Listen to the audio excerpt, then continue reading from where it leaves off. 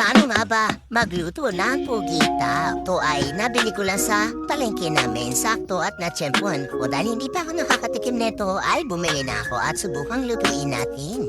Lagyan lang natin ito ng asin, tapos baking soda, para naman maalis yung lansa. Syempre yung madulas niyan. Inalis ko yung tuka o mata. Ano bang tawag sa inyo yung sa gitna ng inyong pugita? Nilagyan ko rin pala ito ng kape para naman mas maalis yung lansa. Massage lang natin lang mabuti na para tayo naglalaba.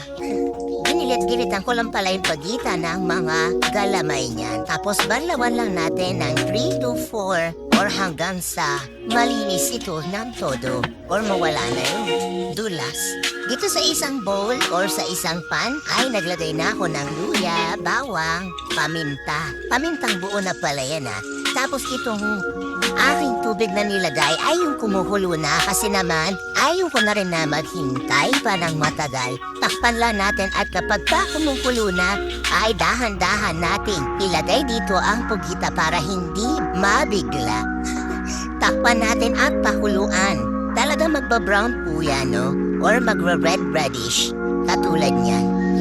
So ako, pinakuluan ko lang to around 45 minutes lang po. Yung saktong malambot lang siya.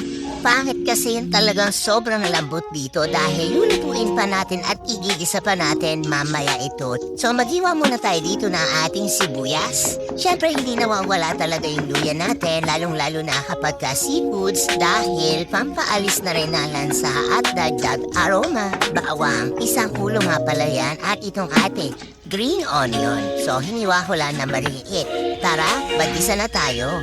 Ilagay na natin ang ating mantika, ilagay ang bawang, sibuyas, halu-haluin natin. Tapos lagyan na natin ito ng asin at paminta. Mix-mix lang natin. Siyempre yung hiniwa-hiwa natin. Pugita. Ayan. Ilagyan lang natin ng konting toyo, konting suka. Mix-mix natin.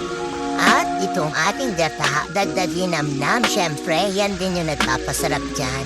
Paglagay tayo ng sili, pampagana, pampasarap at pampaanghang. Hindi ko na ganong hiniwa-hiwa yung siling red, no? Ayan, lutuin na natin hanggang sa manuyo-nuyo at konting sabaw na lang ang natitira para kapit na kapit yung sauce dito sa ating pugita. Ready na itong ating adobo sa gata na pugita. Sigurado ako na magsaing kayo ng marami para naman hindi kayo mabitin kapag ka itong inulam nyo. Mag-sprinkle lang tayo ng green onion dito sa ating niluto.